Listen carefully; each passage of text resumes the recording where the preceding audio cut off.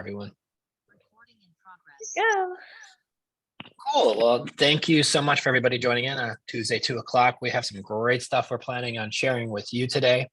Happy New Year. Thank you for joining us. If you have any questions, drop them in the chat box. We have folks all across the country in here, from New York to Texas to Washington. We got down south, we got the East Coast, West Coast, up north, everybody. So that's pretty exciting. So one of the things that we're going to share today that I've been wanting to share for a little while, but it's going to be something I think will be really helpful for everybody. And it's what we're going to be doing in 2022 to get off to a great start. And obviously that's going to be making deals, right? And finding deals. And this is one of the strategies that I'm going to get into today. It's nothing new, but I'm going to give you a couple of hacks that I've been using, that I've been having wonderful success with finding sellers who are in a situation. So what I'm going to start off with first, and sorry if I adjust my earbud, I have ears that these things, Pro 2s, boy, they want to fall out your ears all the time. I don't know why, but either way, today what I want to do is share with you some of these strategies that we've been doing to find either subject to deals or wrap deals. Now there's a lot of lists that you can pull. You could pull free and clear properties. You could pull subject to, you could do a lot of these. The one that I'm doing right now, we use PropStream, but it doesn't matter which one you use. You could use whatever service you want. The reason why I like PropStream is because that's the one we use. I'm not particular. But what I've been pulling recently is I will do a county search. And I'm going to look for anybody who's bought a property. So ownership info, I'm looking for an individual, not an LLC or a corporation. Looking for an individual who own a home. I want ownership max 2 years. I need them to own this property for less than 2 years. And I'm going to get into all this why. So somebody who is an owner who owns a house, who's owned it for 2 years, and now is on the MLS for sale. I don't look for code violations. I don't look for none of that stuff, guys. I really don't. What am I looking for? I'm looking for somebody who just bought a house 2 years ago who wants to sell it or needs to sell it. It's on the MLS. Simple, simple, simple. Sometimes I will look up if it's a VA loan or a FHA mortgage. You can. It's just going to refine your search. And honestly, I don't care. So what I've been doing is yesterday I did a search of just these things. I'll pull up a couple counties here in Florida, here and everywhere. Guys, they're literally everywhere across the country right now. The state of the market is these interest rates keep going up, and obviously we all know it's slowing down the market. Houses are sitting in the market a lot longer. So anybody who just bought a house in the last 2 years, and I've said this before, but if you got lucky enough, what they call lucky enough to be the top bidder, usually you went over asking, right? Usually you had to put down some money, or you have very little money to put down. But either way, a lot of these folks are in a situation where they owe. Sometimes they're close to being underwater, upside down, as we used to call it. Upside down, what does that mean? Or underwater, that means they owe more than what the house is worth. And you could find some of these situations depending on what city you're in. Some of these places, especially if they went and spent 30, 40 grand over asking, the market has softened up from the last, say, 6 months. And now situations are different, guys. This is January, right? Interest rates just went up a couple of weeks ago. And what are they predicting is going to happen this year? It might not jump as bad, but it's going to, right? So we're going to continue to see more of this. This is where I'm getting to. So what I've been doing is I've been reaching out to realtors. And I just did this today. And when we have leads that come in, guys, we do a lot of Facebook marketing. If we just do general leads, it's 1 out of 50 to 1 out of 75 of those leads turns into a deal. So I need a lot of leads to make deals, right? So I know if I'm only getting 10 leads a day and I need 75 leads to make a deal, I know I'm going to do 1 a week. I could predict what I'm going to do this month. So if I want to double that, I have to double my incoming leads and so on and so forth. But what's nice about this is you're able to make deals on a lot less lead source. So what I mean by that, I don't need 75 of these leads. Why? Because I found what our avatar seller is. So what's our avatar seller? That is generally somebody who recently just bought a home, who needs to sell it and generally owes more or they owe too much on it. Maybe they've already tried listing with an agent and it's just sitting there not selling. And then they have a list of reasons of why they're selling. I just got off the phone with a realtor down here in Florida who somebody just bought this house, guys. It was not gonna tell you the address yet because I'm working on buying it. But this looks like a really good deal. They just redid this whole house. It's built in 55 in a really nice area. They just bought it October. The young lady got a job. She moved down here. She bought it in October. The agent represented her buying the property, so he knows the story very well. She's from New York.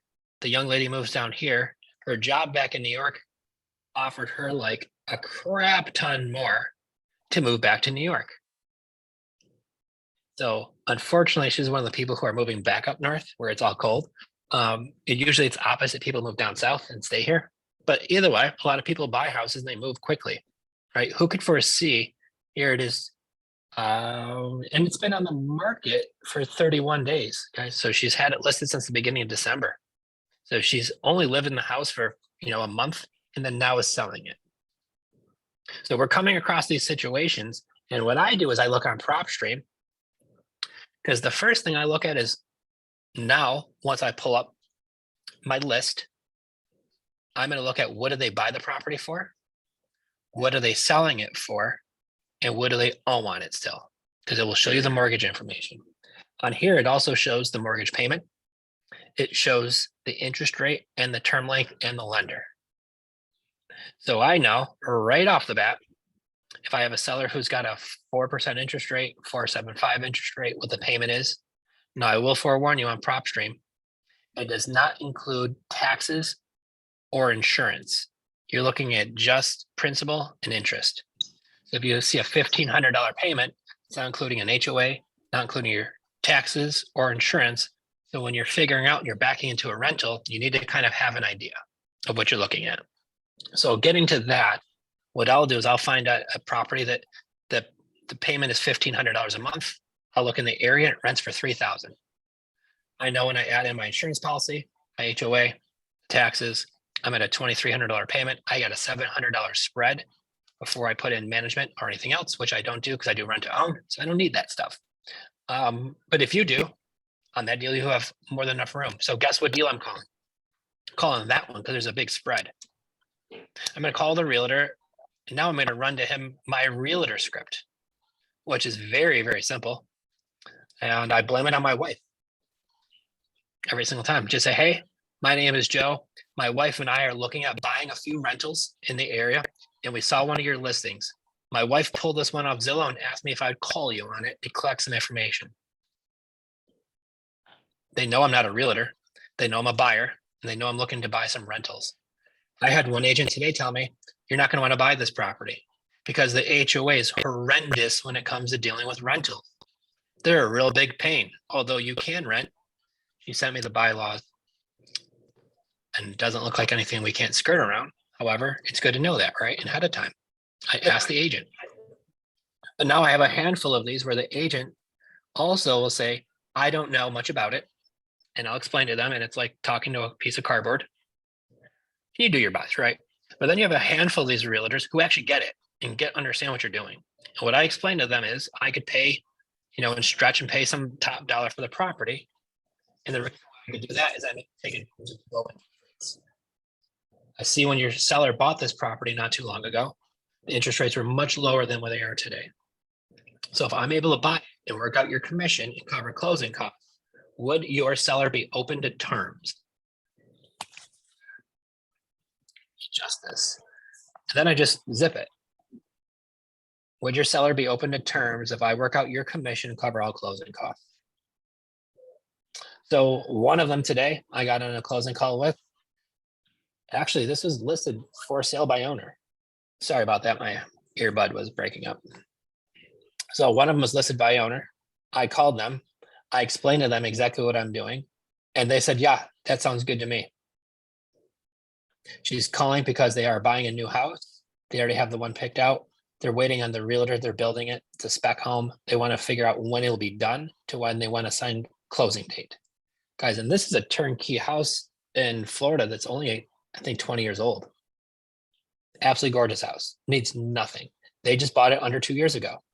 Same thing I asked them is, guys, why are you selling it? Is the house haunted or are there like crazy neighbors next door? And every time they get a chuckle out of it. And then every time I hear the story of why. That's why I'm going to ask them, why are you selling without having to be coming off intrusive, like I'm trying to figure out what's going on here, right? So they'll tell me, no, the house is great. The reason why we're selling is, no, these folks, they drive into Tampa a lot for work and it's like a 2-hour drive. And it's just becoming too long of a commute. They want to move closer. They picked out a new home. It's being built. They just want to sell this house. They don't have any equity. They know it. They just say, hey, for the little bit of equity we do have, when do we get this? Joe, how does it work out? So I'm going to explain to you how I explained to the seller. That if we agree on a 410 price, and let's just say hypothetically you owe 380, you have a $30,000 spread because I'm going to pay all the closing costs and I cover all the fees. So typically I buy with no money down. But if I were to give you a small down payment, what's the least you're going to need? They told me they need about 12 grand. I said, okay, I think that's in the range. Let me see what I could do. But if I were to put the 12 grand down, the other $18,000 I owe you, I'm going to get you cashed out on that down the road. You're still going to get it. I'll put it in writing, but we'll find a timeline of when I have to pay you off that. But that'll be later on. Until then, we buy the house. I go to closing. I'll write a check for the closing costs and I'll write a check for that down payment to you guys once we agree on what that number is. And she says, sounds good to me. Had her husband on the phone. Hubby, do you have any questions? Nope, this sounds good to me. The true test is when we get off the phone now. And she's like, thank you so much. This sounds great. I'm getting a hold of my realtor. And now you know, obviously, it's going down the right path. So how did I find this, guys? Just the way I'm telling you. Right? I found it on PropStream, looking up somebody who recently bought a house under 2 years ago, who currently has it listed for sale. On there, I'm looking at what they purchased it for, what they're selling it for now, and what they owe on the house, period. I'm not going to sugarcoat it and make it all sound great and fancy or hard. It's really not overly difficult. The one thing where I will find somebody who bought a house for 400,000 and they're listing it for 850. Not even bothering with that one. I'm not. I'll be honest with you. If there's so many of these, I'm not even wasting my time. I'm not even saying I'm wasting my time, but somebody bought that house and looking to make some coin in 2 years. I'm looking for the one that just bought the house for 375 and they have it currently listed at 400. And it's been on the market for 65 days and it's not selling. Right? They don't have much equity at all because now they're not going to need these big, huge down payments. A lot of these people are in a situation where if they were to list it with a realtor and even take a little bit lower of an offer, they might walk away either breaking even, or sometimes they might even need to have write a check at closing. And I've had a ton of these situations happen where the seller would need to write a check at closing. So where I make it very well known to the realtor is your seller won't have to write a check. I'm going to be doing all the check writing as long as they're okay to terms. I'm going to explain them once again. The benefit of why me buying it this way makes sense is because if I'm able to take advantage of their low interest rate with a lower payment, I could pencil that into a rental.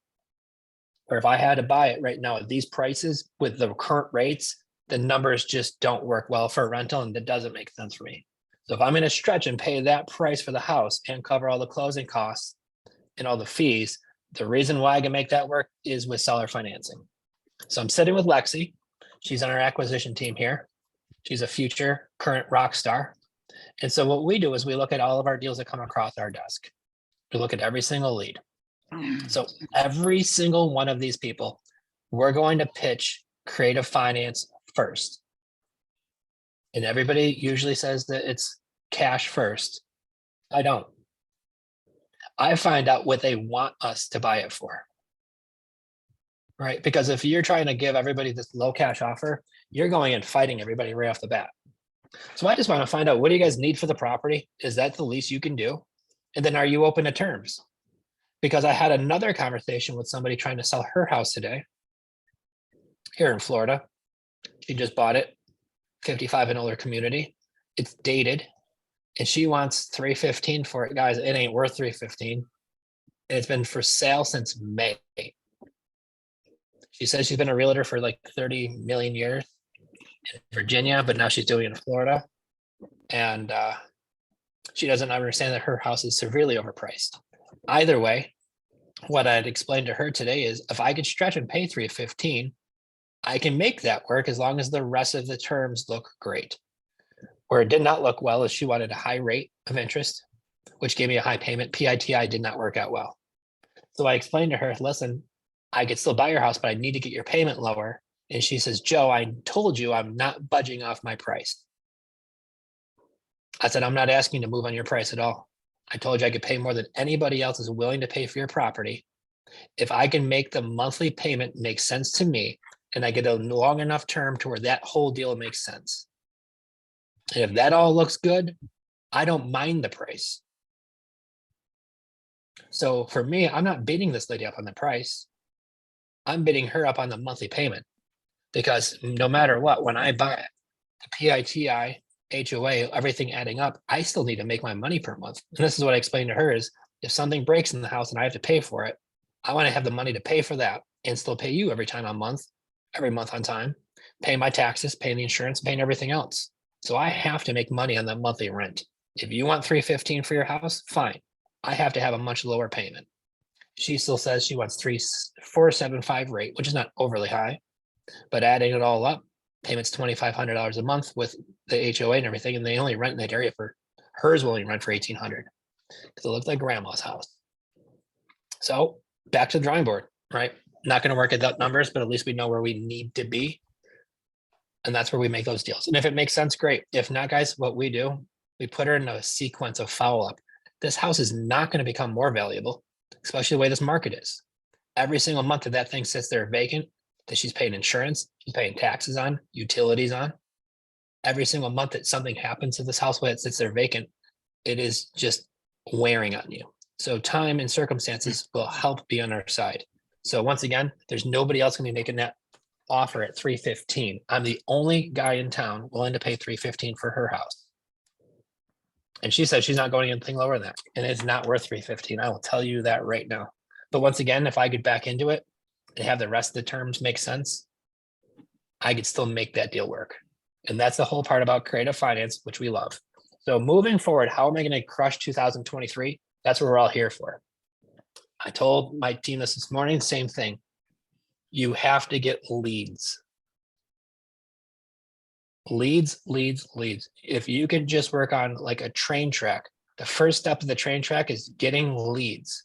If you don't have leads, guys, you don't have a buying machine, you don't have a business.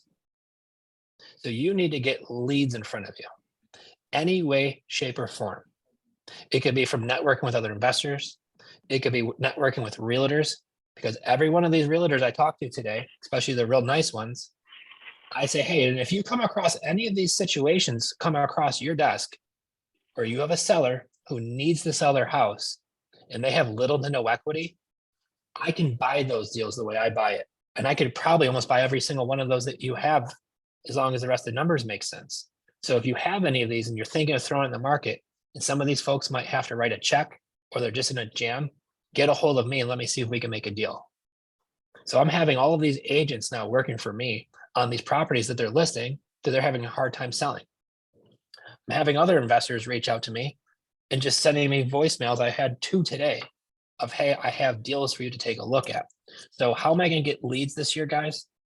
No creative finance. Label yourself as somebody who understands it. And definitely, if you don't, good enough, partner with somebody who does. But I want the world to know that we buy with creative finance. So if you're running to any of these situations, I'm your person to talk to. I'm your connect that could help you get that deal going, whether it's a realtor or another investor. Right. So becoming really narrowed down. This is why we come here every single week for free to help educate you guys on what our buyers are looking like, our sellers are looking like, how we're finding these deals currently, how we're talking to these folks, how we're structuring them, how they make sense, right? But also too, it's great to have people working for you to the point where you might have an agent or two and some investors reach out to you with some leads. But it's also too, it's hunting. Are you a trapper or are you a hunter? The trap means I told everybody what it is I do. I'm waiting for somebody to fall into that trap and then come bring me my lead. But I'm also going to be hunting, which means I'm actively going out looking for these situations too. That could be driving for dollars, finding that house down the road.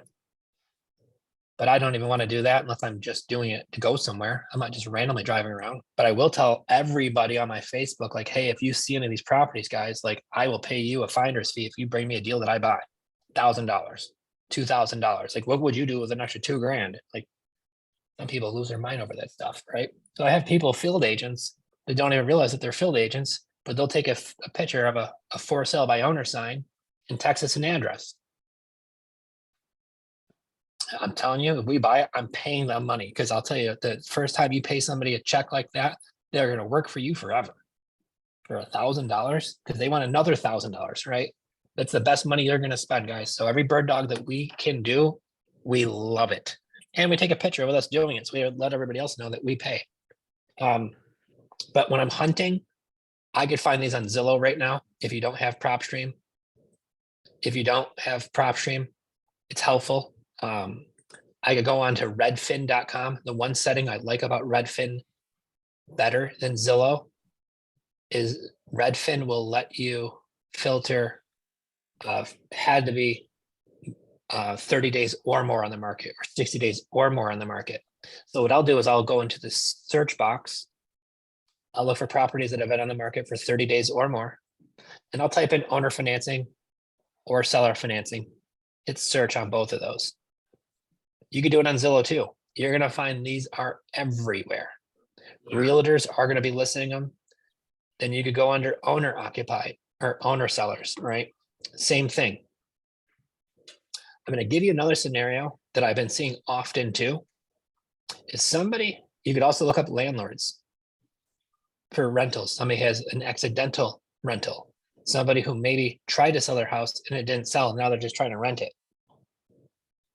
But what I've noticed on Zillow, somebody who recently bought a house, because every time one of these searches come up and the seller comes up, I always pop into Zillow. Now, one thing I've noticed is I've been finding somebody who recently bought a house. They might have listed it for rent for a few months and then they listed it for sale. Or they listed it for sale, didn't sell, then they put it for rent, it didn't rent, and now they're listing it for sale again. Because every time I see that stuff going on where they're trying to list it for rent or for sale, what does that mean? If somebody's in a situation where they want to get rid of this property and it's probably not selling, they're having a hard time making the monthly payment. And they need some help. And that's why they're considering renting it, because they're probably most likely an accidental landlord. You see that pretty blonde on the top? That's my wife. That happened to her. We got married, or we were dating. I had my own house. She had her own house. She moves into my house. Now her house is sitting there empty. One of her girlfriends was looking for a rental. We rented to her girlfriend. Now Jenn is an accidental landlord. She didn't buy the house planning on renting it, but now here she is collecting rent every month, fixing that when that didn't, when that broke. So all the stuff, guys. So when I see on the Zillow listing, somebody who's recently had a house where they waffle back and forth between listing for sale and for rent, and it's still available, a good indicator there's some stress going on there, right? And a couple of these houses that I've called on today, when I found them on PropStream and I looked that up, that's exactly what I found. Some of these people who bought the house, you could see something happen. They listed it for rent. It didn't rent. They dropped the price. It didn't rent. Now I see it listed for sale. It's been on the market for 60 days and they haven't sold it. They owe too much money on it and it's not selling. And they tried renting it and that didn't work out well. Guys, here's your chance, right? So the one thing I will say moving forward, and I will definitely, then we're going to get to some Q&A. I will say when you're underwriting these deals, What does underwriting mean? I always get that question. That means when you're figuring out the math on the deal, making sure the numbers work, figuring out what the taxes, the insurance, HOA, doing all of your due diligence, adding it all up. Number two, when I add that up, I see what the house is currently assessed for. Then I figure if I'm buying it at a higher price and they reassess it for more, are my taxes changing? And if they are, what are they going to go to when they reassess it? Call the county, guys. If I buy this house, it's assessed for 150 and I buy it for 350. What am I anticipating the taxes raising to? And how often does that happen? So you're not going to get blindsided. Number two, if you're buying a home from a homeowner, a lot of times they're going to have a star exemption, a homeowner's exemption, whatever they want to call it, depending wherever you are. If you are using this as your personal residence, usually you'll get a discount on your taxes. Once you turn that into a LLC or something owned as a rental, you might lose that exemption. You probably are. What's that going to change your taxes to?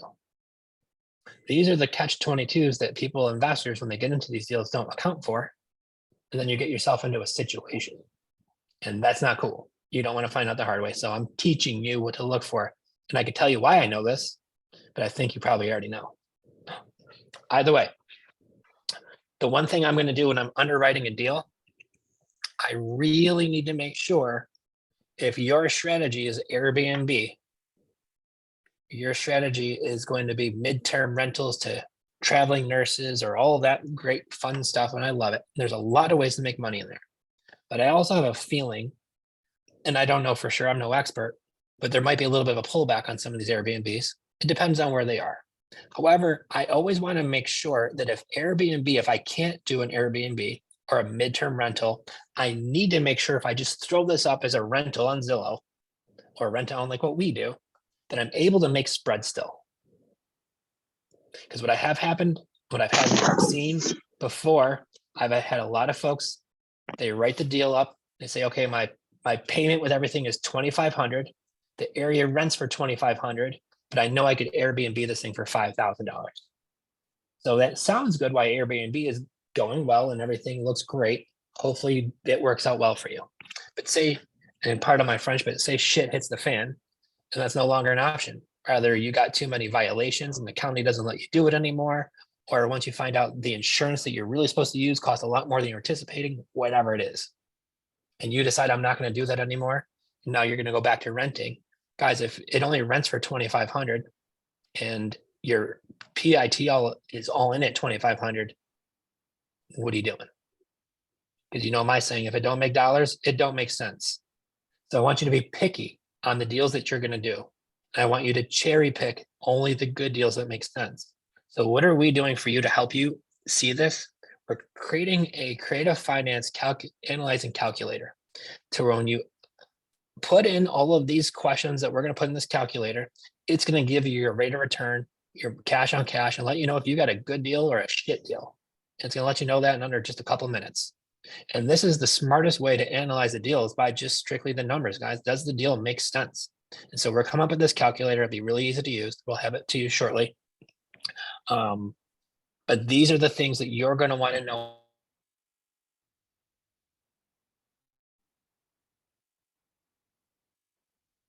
Can't hear you.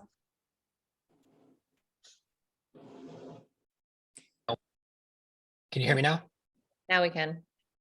Sorry about that. The thing falls out of my ear and I lose connection. I'm smiling too much. I read it. If you smile with these new earpods, they fall out of your ears. I'll look grumpy then. Come on. Okay. But these are the things, once again, to look for. But these are going to be coming, and I keep on saying this, but they're becoming easier. When we were doing this 1 year ago, the market was red hot. Unless you just got some really good off-market leads, it was hard to stand a chance against making these deals. And we still did a handful every single month. But where I'm noticing now is you're having realtors cooperate with you because you're able to give them a solution that helps win with themselves and their sellers. Right. And you're going to find a lot more of these situations where sellers bought a house and they really need to sell it. So want versus need. I'm looking for the people who need to sell. And the reason why they're in a situation, and I'd love to be able to help them.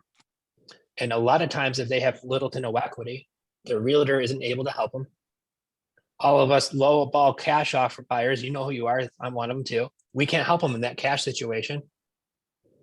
So what else is left to help these people? Foreclose on the house, give it back to the bank because they can't afford it, turn it into an accidental rental, right? It gets ugly. So knowing creative finance is going to be super helpful. And I keep on seeing, everybody says in the next 2 to 3 years before the market, and who knows, nobody has a crystal ball. But all I do know is with interest rates keep going up, it's going to keep driving this down. So in the near future, we're going to have a lot of these opportunities. So like they always say, you need to strike when the iron's hot, guys. And right now it is great. And it's going to continue to get better because this doesn't just drop overnight. It goes down slowly and then it goes back up slowly too. So I will say, cherry pick on deals. Don't just fall in love with the first girl or guy who comes across and says, I think you're cute. And you're like, I want to marry you now, right? No, if the seller says yes to terms, you got to make sure the deal makes sense. Don't just jump the gun and say, go ahead and do the deal. And later on find out you made a mistake because you didn't account for taxes or stuff like that. So those are the big tips and lessons for the day. If you don't have prop stream, I think it's like $100 a month we pay for it. It's worth it. One deal could pay for the whole year. Exactly, Adam. Yeah, I heard Privy is pretty good too. What other sources are you guys using? But I know Privy's really been popular. PropStream's a good one. You can pull lists and skip trace them. DoPeopleSearch.com is who we use for free skip tracing. If you need to skip trace anybody. But those are the tips, guys. So same thing goes if you see a house on Zillow listed for sale or for rent. The same thing goes. I want to see how recently they bought it. And anybody who's recently just bought a house and it's listed for rent or for sale, I'm calling every one of them. So give you all some homework. Perfect. My email is this. Okay. I mean, here's exactly the text message I'm getting from my sellers right now, guys. And this is just a cold call I just did a few hours ago. And she was like, yeah, let me know. And hopefully we can make a deal. Like, they're ready to rock. And this house is turnkey in Florida, boys. It's a nice house. All right, questions. You got some good questions? Always got lots of good ones. All right, I know the one came up a couple times. Play a little game of Ask Joe. Yeah. All right. So how do you explain it to an agent that has the listing agent and they don't understand how they get paid? So before I dive into how they're going to get paid, I just say, if I were to work out your commission and cover closing costs, my side and the seller side, would your seller be open to terms? So what I've learned in sales, I've been in sales my whole life. I've gone through so many different sales training programs and things like that. You don't want to overly explain anything because then you're trying to give them a course on real estate investing. And when you start giving them the course and overly explaining, you're begging without even knowing it. So I am so quick and easy to the point, very friendly. But if I were to work out your commission and pay closing costs on my side and the seller side, would your seller be open to terms? Yeah, diarrhea of the mouth, exactly. Confused mind always says no. Exactly, Zach. Two very good points. If the seller or the realtor that I just talked to, who has a house here in Florida, he said, yeah, they'd be open to terms. I'm like, okay. So the way that works is that once we agree on the price, I'm going to buy the house. I have a closed with title company that we use for all of our closings. Then I'm going to take over making their monthly payment. I'm going to make that payment and take care of the taxes, the insurance. And the reason why I can stretch and pay so high of a price is because I'm able to take advantage of their low interest rate on their existing mortgage. I'm able to take advantage of the low rate on their existing mortgage. And that's why I could stretch and pay so darn much. Pretty simple. And I'll tell you something, guys. If interest rates were 2 2.5 to 3.5% like they were a year ago, don't y'all think the real estate market would still be on fire right now? And I tell that to the realtor every single time. Well, then that's why I could stretch and pay that price, because if I'm able to take advantage of that loan, I could pay a high price. And you know what? Honestly, if interest rates were still really low, everybody else would pay the same price too. So I make it known to the realtor. I want to make it very easily for them to digest what I'm saying. And so once again, hey, if rates were 2.5 to 3.5% like they were a year ago, I still think the real estate market would be red hot on fire. I think almost anybody would agree. Well, the reason why I can still stretch and pay more than everybody else for your property that you have listed is because I'm able to take advantage of that low interest rate by buying it with seller financing. So once they say, aha, I get it now. Most do. You'll have a few that don't. You got to remember, guys, there's, what is it?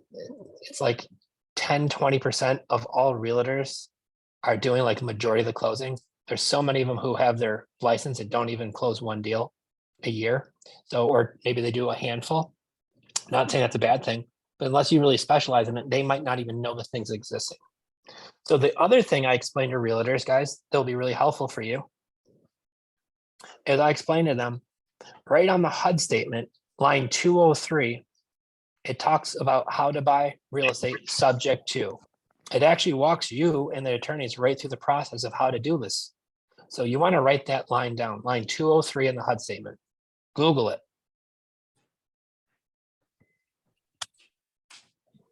Okay. So when you write down, when I tell the realtor this too, yeah, and if you have any questions, line 203 on the HUD statement actually walks you through how to do exactly what I'm talking about doing. And so now they can use it as a reference, right? I'm not just some guy that they've never talked to telling them this. They're going to look on a HUD statement. I know they will. And they're going to see 203. And what does it say? It talks about how to buy real estate subject to the underlying debt. So I try to paint the picture for them because a lot of these people, I'm educating them. So what is a realtor really concerned about? They're in sales, guys. We could all say they're trying to help out their sellers. Then if they were, they would do it for free, right? Yeah, exactly. They want to keep their broker out of jail and they want to get their commission. They want to get paid. So if you're able to help them sell a house and get their butts paid and everybody walks away happy at the end of the day, that's what they are. So we are solution and deal makers. Okay. And we have some tools in our toolbox that all the cash buyers don't have. So cool. That's how I handle realtors. And I'll tell you what, they could be great to you. I talked to some who are a little bit like, nah, all right, next one. There's 1,000 of these properties out there right now. No big deal. I think that's But I will say there's some Okay, stop. realtors they're holding back the sale of a property because they hired a shitty realtor. I said it. You sure did. Love it.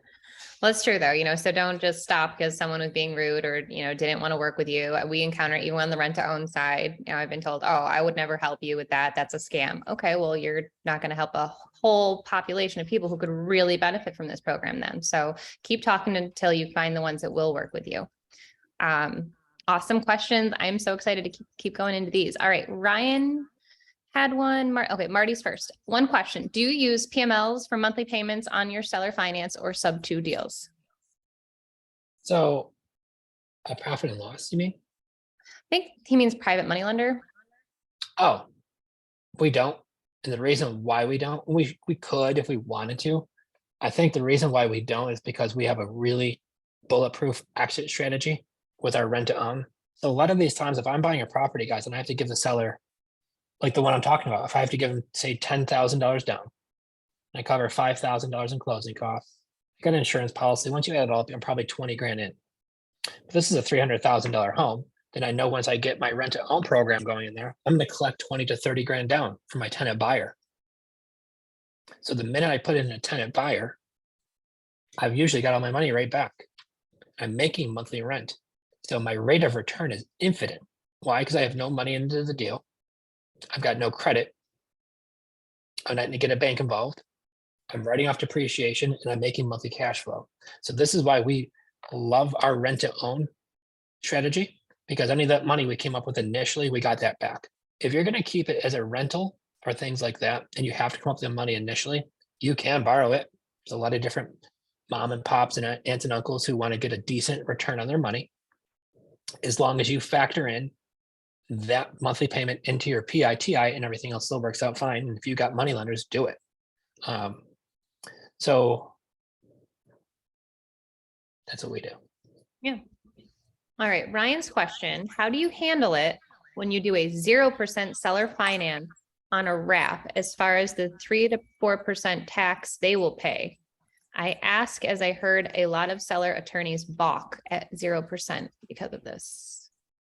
You can. So what will happen is they can get taxed. They could get a bill, your seller, if you write up a deal with seller financing. There's some particulars to it. So you want to talk to the accountants and the attorneys, but if they do get it, you could build it right into your price if you need to. You could build it into paying over it if you want to help handle any tax mitigation they might have on their end. But also too, it depends on who you're working with as far as the attorneys go. We close a lot of those deals all the time. A lot of times too, I'm going to say attorneys are just people.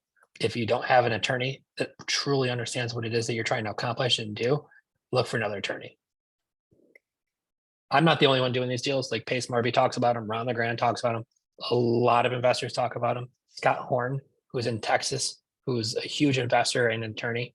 I'm obviously not an attorney, so check with ones that do. But there's some really good references. And if you have any, Scott Horn out of Dallas is a wealth of information too. If you don't know him, he has is an investor network. He does a lot of Owner Finance Network. Owner Finance Network. Yeah, he's got like a lot of shorts he does on Instagram and on YouTube. Just a great, great resource. We use him ourselves, especially for our Texas deals. But he can help facilitate deals outside of Texas. He can't be the closing attorney, but he can make sure whatever closing attorney that you work with, he can be basically the liaison for you to make sure that they're doing everything correctly and to cover your butts. So I highly recommend his services because he's fantastic. And to cross all of your T's and dot all of your I's, it's really important to have somebody on your side who's bulletproof like that. Absolutely. But Ron always says, if you have an attorney giving you a hard time, get a new attorney. John, his name is right in the box below. It's Scott Horn in Dallas, Texas, but Jen just dropped his information in the chat box. Alrighty. Oh, hell no. Okay. Adam was asking about the expired listings. He's having a little trouble getting them to send them to them. So did you have any tricks or wording that you use to make that connection with a realtor who has expired listings sending your way? So really, you just have to find a realtor in the area that is good at working with investors. Right. So I might do a search on Facebook if I don't know anybody. But hey, is there any look in some local real estate investing groups on Facebook is what I would recommend doing, and finding who are the realtors who are good at working with investors. Or if I'm calling, I'm going to call every single one. There you go. Amy, just say too, PropStream failed listings. You could look there too. But what I was doing well before this is all I would do is I found a realtor in my area who would literally just send them to me on an automatic. They just have to set up a campaign for you guys. Not like they're actually going in there doing some crazy search or doing all this manual labor for you. They're really not. So, and you want to find somebody who's smart enough to know that you're going to be doing deals. And there's going to be times where you might have it listed with a realtor and you love that realtor be, your person. And how I tell them is, guys, I come across a lot of sellers. And if I talk to any of these on the expired listings and they want to relist it, I'll have them reach out to you. I'll connect you with them. So what's in it for the realtor? You get a crap ton of these expired listings. You're going to call every single one of them. And if they say, no, I'm just going to list it with my realtor. Well, why didn't your last realtor sell it? Well, I don't think they're any good. Well, why don't you use my guy? He's the best. Or you want to use my girl? She's the best. Right. And so therefore, you could have them send you those listings. But that's what I would do. They're going to be in abundance right now. And I would find any of those expired listings that turn into a rental. Mm-hmm. Nice. Great question. All right, we're getting a couple questions too. So when we have these wrap deals sub 2, are we using a loan servicing company? We don't, because we buy it on a wrap. When you buy real estate subject to, you really need to. And the reason why you need to is because you need to show somebody else is making that payment. But when you buy it on a wrap, the benefit of buying it on a wrap is you have the title company or the attorney draft up the new mortgage showing who's making the mortgage payment. So when any of our sellers sell us the house and they want to go qualify for a mortgage later on, all we let them know is that our attorney or our title company are going to draft up some paperwork showing that we're the ones making that payment. So you need to show this to your new mortgage loan processor, and this will help that. I've gotten on the phone with tons of these folks.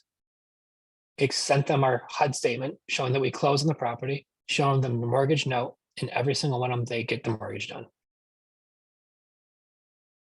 So to answer your question, we don't, because we buy them on wraps and then sell them rent to own. So when we do it that way and we buy it on a wrap, I just show them the closing statement and our new mortgage.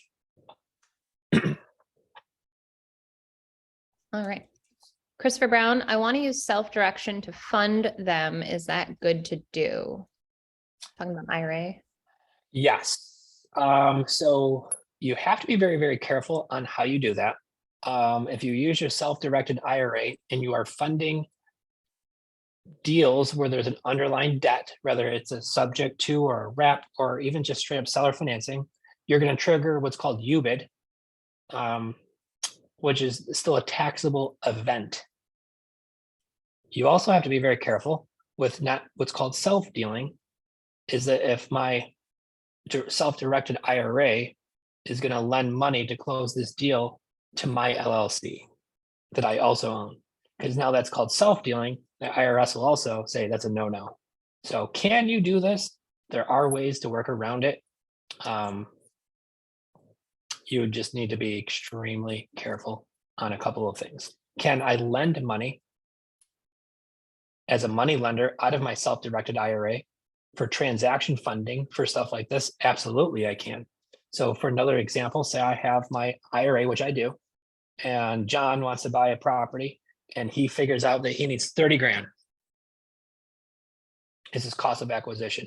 I could lend John my 30 grand out of my IRA and he could pay me back, and all that money goes back into my IRA plus whatever interest that I charge John goes back into my IRA tax-free. Now it makes a difference if it's a self-directed IRA or a self-directed Roth IRA. Self-directed Roth IRA means the money's already been taxed once, so it won't be taxed again once you take it out. A self-directed IRA means that money has not been taxed yet. So eventually you will, but you'll get taxed on that, whatever your tax rate is when you take it out, usually when you're over 59 and a half years old. Hope that explains. Yes, and I saw there was one down there that someone else dropped, and Quest is one that we've connected with. Yeah, Quest Trust Company, guys, they are great. Look them up. They're in Houston, Texas. Not only do they facilitate this, but they also have a lot of the folks there work in their offices who actually do this type of investing themselves, take on a lot of clients. Obviously, Quest makes their money off charging all the fees, which are not overly too high, but the deals that you're able to make inside there and not pay taxes on it, if you do the math, it is way better too. So what we do is there are certain deals that we do inside of our IRAs. There's a lot of the deals we don't do. You will get taxed on there. And next week, what I should do is go over, if you do get a large check, what do you do with it? And explain how to use the strategy. I was in Ron LeGrand's office 2-3 weeks ago, guys, and he's talked about the strategy before, but I think once again, it's a good thing that I could break this down and share it once again of how to do it into a 1031 exchange how to take one check and to roll it into multiple creative finance deals, and how you could just turn a little bit of money into a crap ton of money, it will blow your all brains, okay? And I'm telling you, it's fantastic. So maybe we put that on the agenda next week, and I could kind of break that down. Wrote it down. There you go. Sweet. Come back for more. I love it. Alex, great question. How much below the ARV do you need to be with seller finance for free and clear? And how much above ARV when you sell it? So that is a great question. So that depends on the terms. And I'll give you an example, Alex. The lady I talked to today was very unrealistic with her price at 315, but she was that old goat dragging her hoofs into the dirt and not moving. I mean, girl was just deadlocked on 315. The house price is probably worth legitly 275 today. So if I were to pay 315 for her house, my new ARV would be 350 selling it on a rent to own in that situation.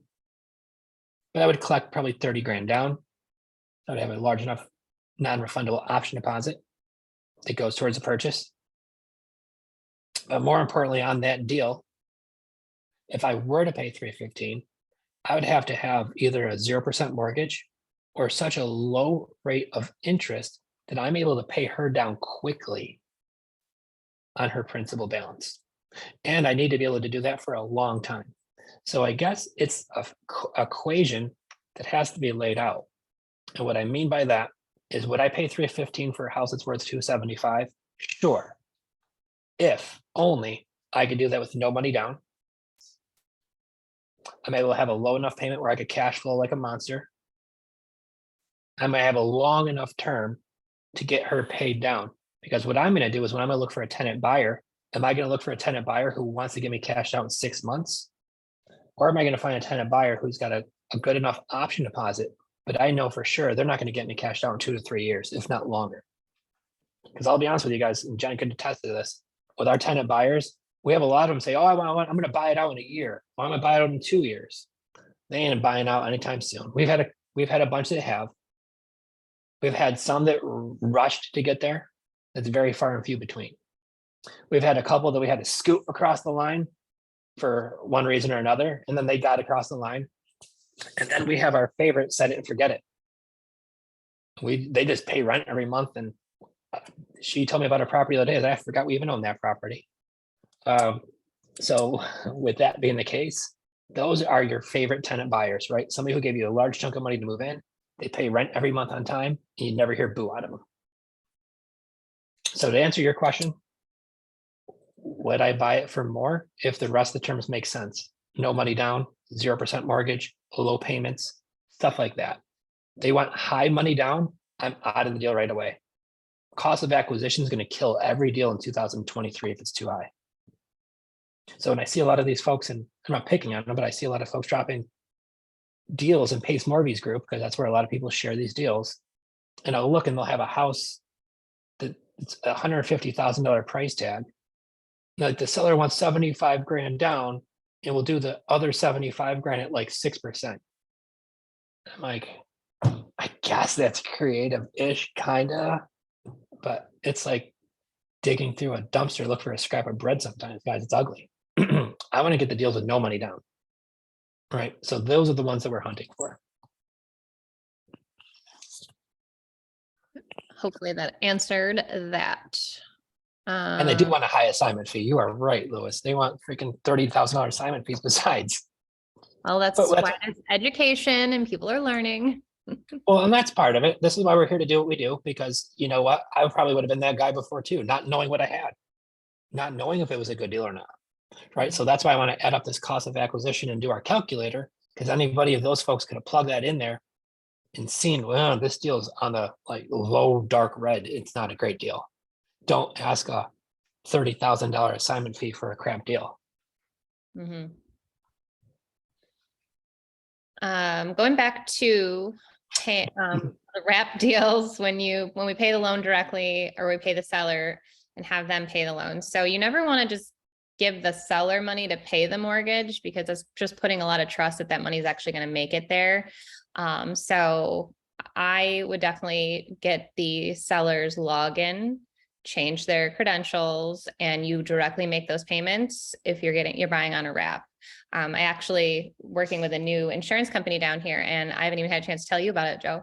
But they kind of gave me the step-by-step of exactly how to, because they specialize in subject to deals, exactly what the protocol is with insurance and how you should be taking over payments and the timeline and everything. So once I wrap my head around what they've just shared with me and I go over with Joe, I'd love to share with you guys as well, because it was really nicely laid out. Really happy with this company down here. So Sweet. don't pay the seller. I love the sound of that. Yeah. So don't pay the seller unless their house is paid off free and clear. And you're just making seller finance payments directly to them. If they have a mortgage and you're taking over that mortgage, pay it directly to the mortgage company, guys, and just alleviate your shot of your seller jacking your money and not making the payments. Because Yes. I will tell you what, from somebody who deals with 100+ sellers every single week, you will not believe what some of the shit people do. You'll be shocked. And some of you already know, and I'm still shocked every day. So I guess I shouldn't be so surprised. Well, there's a reason why sometimes working with us is a better option, because there's some stuff going on behind the scenes that they need some help with here. So don't trust them with that money. Alex, I know you've asked this before, but let's readdress it again. If you have never done a deal, you don't have a testimony, how do you give yourself credit? Now, we love to say that we never convince sellers of anything. You really want to present to them why this option may be wonderful and what would really work well with them. But don't let the fact that you haven't done a deal stop you, because we all have to start somewhere. So if you want to chime in here and kind of give some of how we got going. And the one thing I will always say too, especially if you're working on your very first deal, everybody says, how do I get started? I always think education is important. That's why we do what we do. But the second part about it, everybody, is team up with somebody who knows what they're doing, especially for your first deal. Even if you just make a little something on it, you walked away, somebody holding your hand through the entire process. You're getting paid.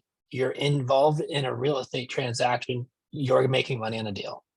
So what does that mean? If I am brand new, I'm a green pea, and I'm going to do subject to and creative finance and wholesaling in Florida, I'm going to look for somebody like me and just say, hey, Joe, I am new. I don't know much about this yet. I've been following you guys for a while. And if I come across some deals, because I'm new, if you were JV with me on it, I want to learn from you guys, but this is the best way to do it. Right. And then therefore, if I'm that newbie and I'm talking to a seller, I could say, yeah, my partner, Joe and Jen, have closed tons of these deals and we're working together and we're interested in buying your house. So therefore, I'm able to use myself as that partner, right? I'm able to use their references. I'm able to potentially tap into some of their money, right? So this is the key for anybody. And then after you get that first deal under your belt, what are you going to do? You're going to get a testimonial from your seller. And then that testimonial is going to talk about how amazing you were because you were the initial person talking to them. And then therefore, you're going to take some pictures, some videos, you're going to do a whole bunch of stuff about it, and you're going to share it on all your social media.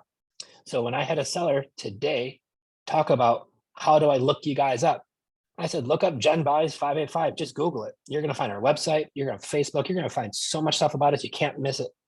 I was like, not only that too, if you go to our Facebook page, the reason why I like that is because when I just got all these seller testimonials, I just added up there. So I just got one the other day. We just put it up there for a house we just bought. And there's a whole lot more of them up there. So if you just want to find out more about who you're working with, that's a great spot to check. So therefore, once again, if I was your partner on that deal, I would tell them the same thing. You guys got to go check out Jen and Joe. Look up Jenn Buys 585. This is who we are, right? These are my partners on this deal. So if it's not Jen and myself, find somebody who's awesome and partner with them and align yourself with people who are doing deals and doing the kind of deals that you want to do. If you want to buy big buildings, guys, don't partner with me. I don't do that stuff. Find somebody who does, right? And they're probably going to be a better fit for you. If you want to learn how to buy real estate without using banks, very little to no credit, that's what we do. That's where I could help you. That's where Jen could help you. So align yourself with people who are doing what you want to do, partner with them, learn from them, be a sponge. That education of actually doing the deal is way better than any of these classes we could bring you. Mhm. And then also, again, I'm going to go back to mindset, don't even put that assumption in there that a seller is going to start questioning you, because some of the very first deals we did, they didn't. And there's still some today, like they don't ask who we are, what we do. They just are ready to rock. Let's go. But that we've had people who literally want to call another seller, or what's this testimony, or I need more. And then we never do a deal. So, obviously there's different traits of personalities and whatnot out there, but some sellers are never even going to ask, and they're just ready to rock because you've explained how you can help them and they want to get this going. So also just kind of assume they're not going to ask, and just know that you are a rock star and have that confidence, because you're going to be able to help them through the finish line and help sell their house. You bring up a great point. A lot of the sellers who do ask, they want the DNA sample, they want this, they want that. You don't do a deal with those people. And I don't know why, you just don't. And the people you do deal with, they don't ever ask. They're just happy that you're able to come up with a solution that works for them, and they're gun ho. The lady that we just made the deal with today, who she says, yes, let's go. She never asked me for my credentials. She never asked me what my credit score was. It's an 800, but she didn't ask it. She didn't ask what company I work for, or what my son's name is, or what's my address. None of that stuff, guys. So when you're working, and this is where we go back to Jen and Joe, 101 basics, we only work with people who want to work with us. And the people who want to work with you they'll prove it. Yeah, same thing like that, Lewis. We've had people ask for our credit. We're not giving out our credit, our scores, or not. It doesn't matter. None of that does. So again, we share what we do have, our testimonials, our Facebook page, our Google reviews. And if that's, not good for them, then they'll find another way, or they'll come back eventually. But, you don't beg. That was my biggest takeaway from Ron. Never, ever beg. Yep. Or we'll just talk to you. We'll follow up in 30 days because it'll still be sitting there. I love that, Kat, too. No one asks for qualifications when you're writing a book. You just sold yourself and you do what you can do. So absolutely girl, dropping that. Yeah. All right. Did I miss anybody? Great questions. I love how active you guys were in the comments today too. Thank you.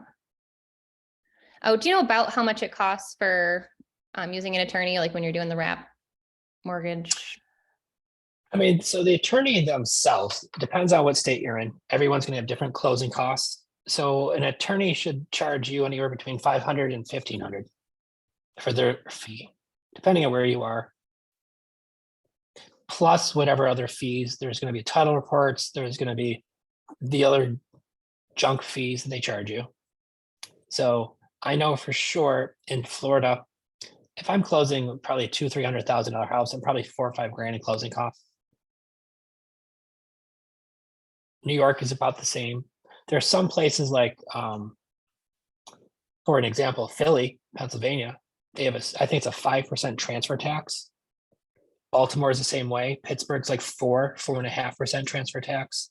So Maryland, I think, is really expensive. So there are some places, it depends on where you are, but the actual attorney's fee themselves for what they charge you to facilitate the whole thing is usually only about $500.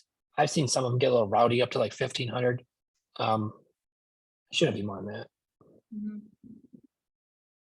They're calling me out. I've missed a couple questions. Okay. Do we do HOA deals? We actually have a condo that's doing really great up in upstate. It just kind of depends on the rules, right? We had another condo that we were going to put a rent to own buyer, but you couldn't rent it out. So we had to run a different play, and we ended up fixing and flipping that one. But as long as the HOAs aren't astronomically high, or they won't let you, your cash flow matters there, the cost eventually, like Joe always talks about. And then also, can you rent? That's really a big thing too, but we don't. Yeah. So the other strategy too, because there's a lot of HOAs, guys, Florida is ruled by HOAs. It's crazy down here. So a lot of times what you can do is, if you can't rent, a lot of them have rental restrictions. So if rental restrictions, meaning not age restrictions, but like there's one we're looking at buying, they have a 2-year wait just to get onto their waiting list.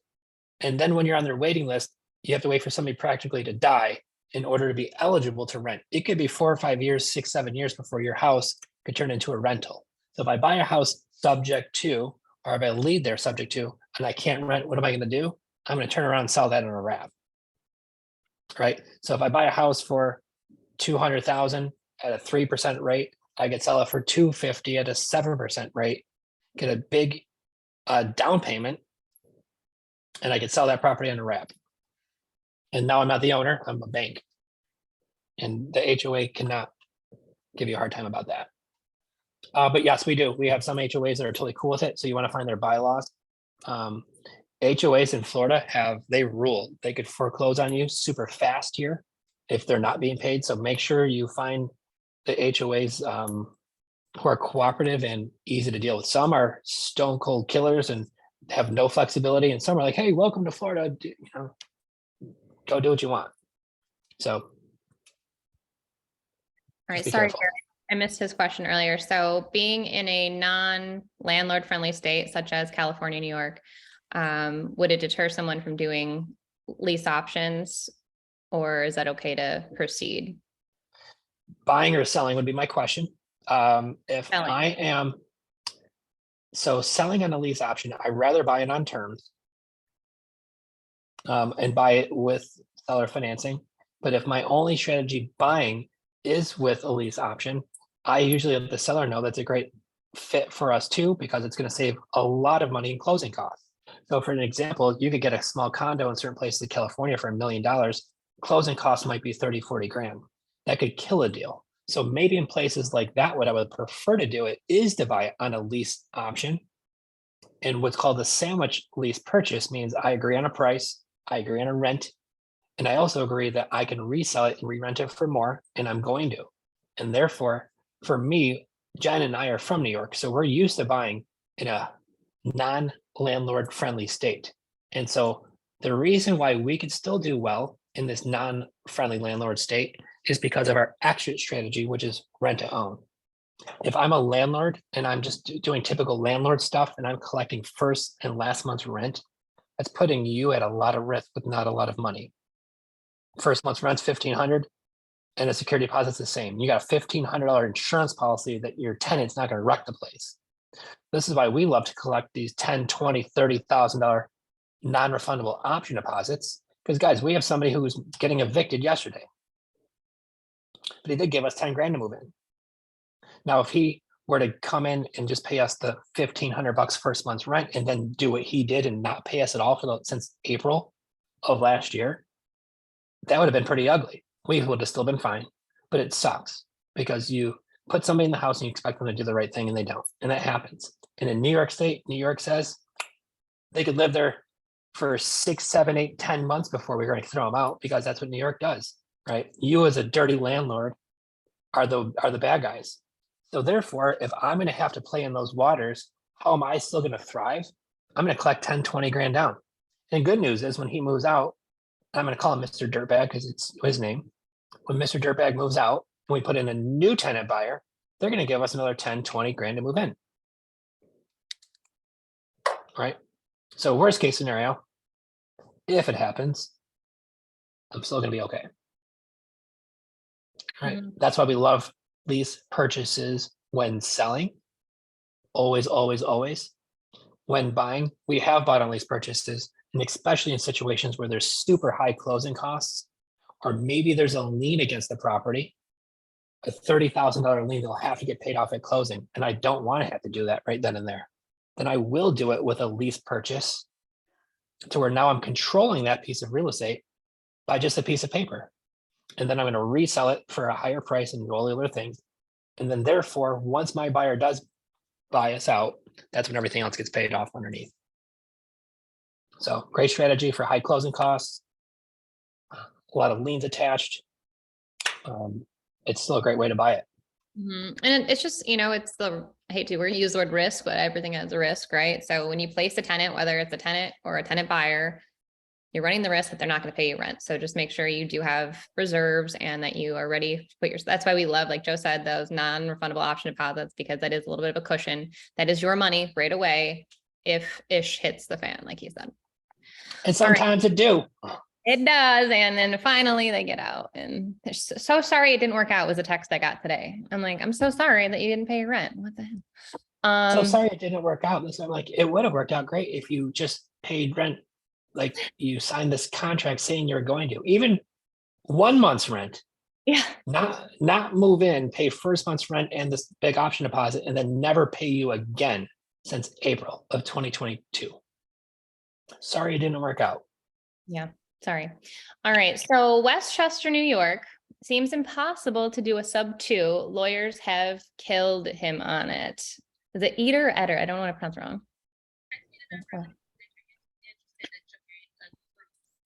Eder, thank you. Eder, all right. So how do we help him out here? His lawyers keep squashing the deal. Oops. So you are right. New York in general is an attorney state. I could recommend an attorney that we use in Buffalo, New York. They're in upstate New York, but they could do deals in anywhere in New York State. So the benefit to having that on my side is I have an email between myself, my attorney, and their attorney. And so therefore, I'm going to put the attorneys in touch, and my attorney, and Damien knows some too, but my attorney now is going to say, Joe and Jen have closed tons of these deals. And I've had them do this before countless times, to where this attorney knew, you know how those New York attorneys go. I don't need to explain to you. You already get it. They're deal squashers is what I usually call them. So what I do to prevent that from happening is I explain to the seller that, are you asking your attorney for financial advice, or if you're asking him if what we're doing is legal? Because if you're going to get from the attorney what this is legal, it's perfectly legal. Are they going to give you financial advice on would I do this or would I not, based on if they were a landlord before or anything like that? I don't know that. But what I'd like to do is put them in touch with my attorney, who's done thousands of these transactions, who knows how to cross every T and dot every I to make sure this is all done the right way. So Mr. or Mrs. Seller, we agree on the price and terms. What I don't want to do is have an attorney squash it, knowing everything is perfectly legal, but for some reason they have a bug up their ass. And I'll say it nicely. And then I'll send out that email between myself, my attorney. I will call my attorney and say, hey, Tim, I'm making a deal. This is the deal. These are the numbers. This is how it's going to work. I'm going to send out an email between you, myself, and their attorney. And if their attorney has any questions, I just need you to get me involved if you need help, but I'm not going to tell you how to do your job. You know what you're doing. And then just let the attorneys do all this. That's what you're paying them, that $500 to $1,500 for. Remember, somebody asked that question earlier. That's what we're paying them for. Let them do their jobs, but get them in the ring, right? So if you need any help, it looks like we have a couple of different ones you could chat with. Damien is a solid investor in the area too, so great resource. But if you need some help with attorneys, get an attorney on your side, explain to them who you are, what you're doing. I was just on Ron LeGrand's virtual deal session a couple of weeks ago, and my old coach, Tony Pearl, had a student who has a deal in Queens. And said the same thing. Attorneys were, giving him a hard time. I gave him our attorney, and Tony now is thanking me left and right. He was like, this is great. I already have another deal that we're doing that I sent to your guy too. And I'm glad it's working out very well. So if you need anything, or if not, Danny, one of us will get you. But that's what you want to do. Connect with an attorney, get them on your side, and then here you go. Good question. Because attorneys are deal squashers. Yeah. Also the wrap seems, some of them like that better than the sub 2. Yeah. Okay, Lewis, what percentage of the purchase price do you limit your entry fee to? I look at a cash on cash return, straight up cash on cash. So what I do is I have a cost of entry worksheet that we fill out. And then what I do is I look at what I can rent it for. And then what I'm all in at my PITI. I'm going to figure out those numbers and I'll put it into my calculator. I'm going to figure out my cash on cash return. This is basically the calculator that we're going to give to you guys for free. But this is the calculator that we plug in this information and it's going to spit out a number. And if my cash on cash return is in the teens, I'm happy. We have that's in the 20s, 30s, 40s, 50s, and up. So what I want to see is what is your cash on cash return versus your cost of entry. And what I mean by cost of entry, it's not just 20 grand down to the seller. I wish that was the only amount, because you have closing costs, insurance policy, utilities, a handful of payments that you're going to have to make. Once you add up any repairs, if there are any arrears and payments, so we have this worksheet. If you don't have it, get it on our site, it's free. But fill out that cash on cash, or figure out what your cost of entry is total, figure out what your monthly spread is, add that up for the year, divide the two into each other, figure out what that cash on cash return is. And if you're under 10%, I don't do those deals.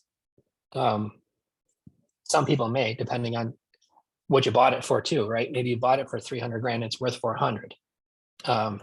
Maybe then that deal would make sense. Maybe you just don't have a lot of cash flow.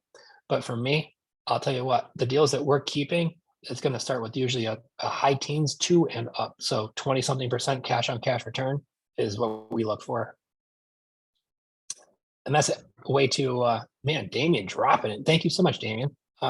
Edry's got some information for you in the chat box for some attorneys. Yeah, definitely connect with Damien. So yeah, Damien's a beast. Thank you so much. This is the power of networking and just showing up for an hour and a half on a Zoom. Right. Awesome. All right. Z is asking, do you still think wholesaling is the best way to get started in real estate investing for a beginner? I love it. Yeah, it's still a great way to start getting your feet wet. It's still a great way to buy and sell real estate. It's a great way to make some extra money, right? You're able to help out sellers. If there are any one of you who have a deal, and this is the power of this network, and this is why I love networking with all of you. I always ask, where are you all from? Because we have students across the country, guys. We have friends who are investors across the country too. And obviously you're all our friends too. So with this being the case, this is what we try to do.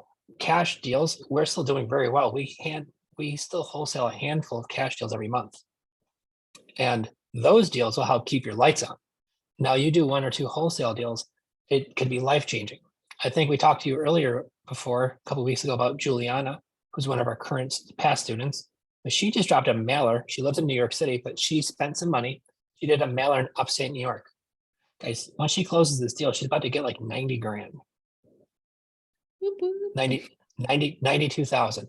So let me ask you guys a question is, what would 92,000 do for any one of you? I know the answer would be really good shit, right? So wholesaling is still definitely the case. However, I will say you need to make sure you're running your numbers correctly. So many investors are saying high ARVs, low repairs.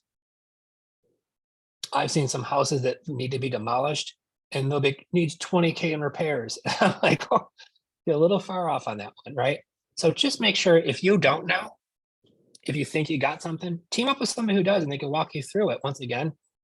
Because what you don't want to do is tie up a deal with a seller, have their hopes up that you're going to buy their house.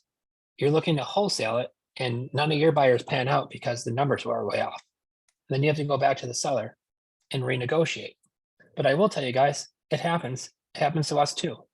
So if that does happen to you, when you do have your cash buyers, you want to vet them, make sure that they're the real deal cash buyer. And then say, no, that number doesn't work for me. Then how close could you get to that number if you were going to close on it? And get the number out of them. If they say no, say, well, what number are you at? Every one of your cash buyers. So if I show a property to 12 people and everybody says no, I know my number is too high. So I'm gonna ask all 12 of them, if you're a serious cash buyer, what's the highest number you would be on that property? I'm gonna collect all those numbers and I will go back to the seller and say, hey, listen, I've had some walkthroughs, obviously, some closer eyes and take a look at it, unearth some more things. Repairs are a little higher than we anticipated. I don't know if this works for you, but I need to be in this range for this deal to make sense. And I've shown it to 12 different people. Right. I don't want to come back to them, just say no deal, I'm going to cut you loose. At least I let them know at what number I could make the deal still work at. So if you are wholesaling, that's exactly what you want to do. However, what you're going to find is most of your buyers aren't truly cash buyers. Most of your cash buyers are other wholesalers looking to daisy chain on your deal. And so if I find this out, the one thing I say is, how many HUD statements have you recently closed? What title company do you use? Do you have proof of funds under your own personal name or under an LLC that you own? Right? I'm gonna ask those questions until I get to know you any better. And then when I do, and I know you're a real cash buyer, great.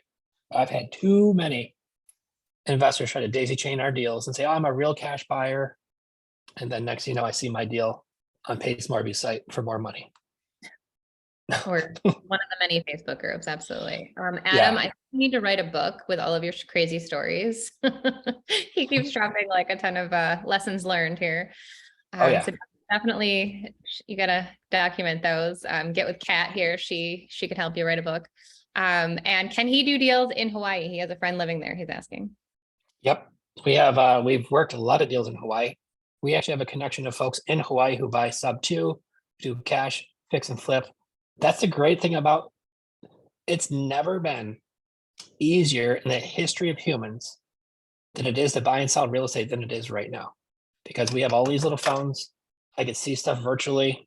I could do video chats, video walkthroughs. You could do everything legitimately from a phone. You don't even need a computer anymore. A stupid phone anywhere in the country, guys. So we've done deals in Alaska, North Pole, Alaska. I didn't even know that was a real place. I was laughing about it at first, thinking, what is Santa want to sell his house? Until you find out there's a huge military base and that's actually a real place. People buy and sell real estate in North Pole, Alaska.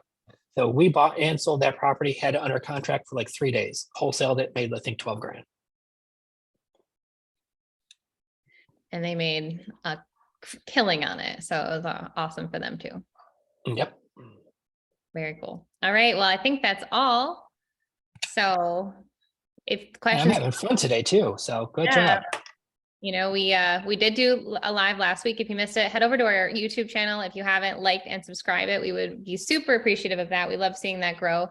So we can continue to provide as much content as possible for all of you.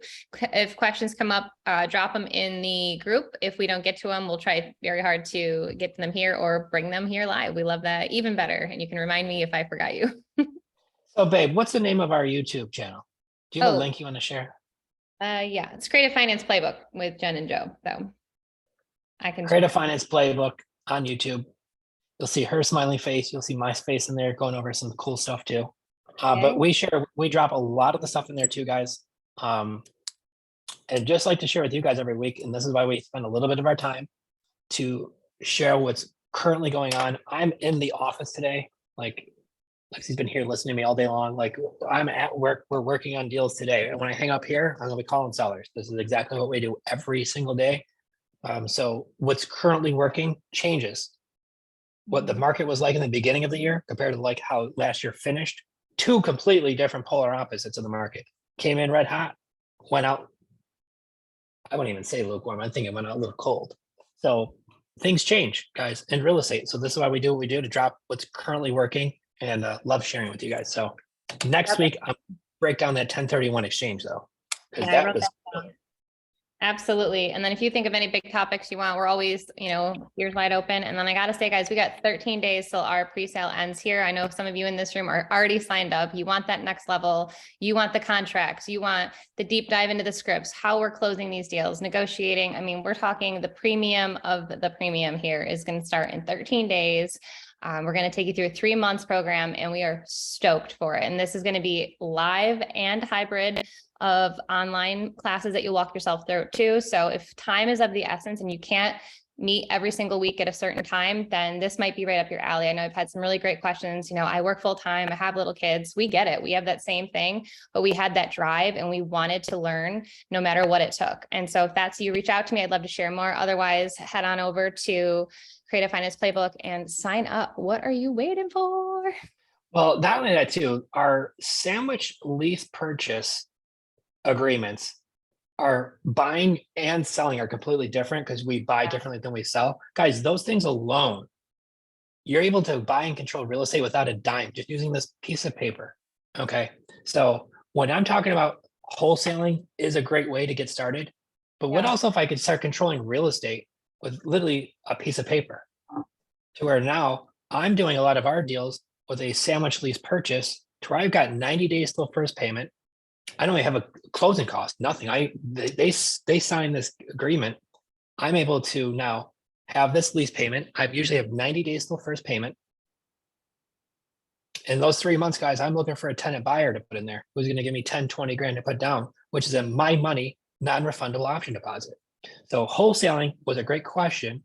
If I'm able to get a 10 grand non-refundable option deposit, like that wholesaler check, but then make $300 or $400 every month, by being that landlord, but you don't have the responsibilities because it's rent to own, and your contract when selling says that they're responsible for all the maintenance repairs, and they know that going into it.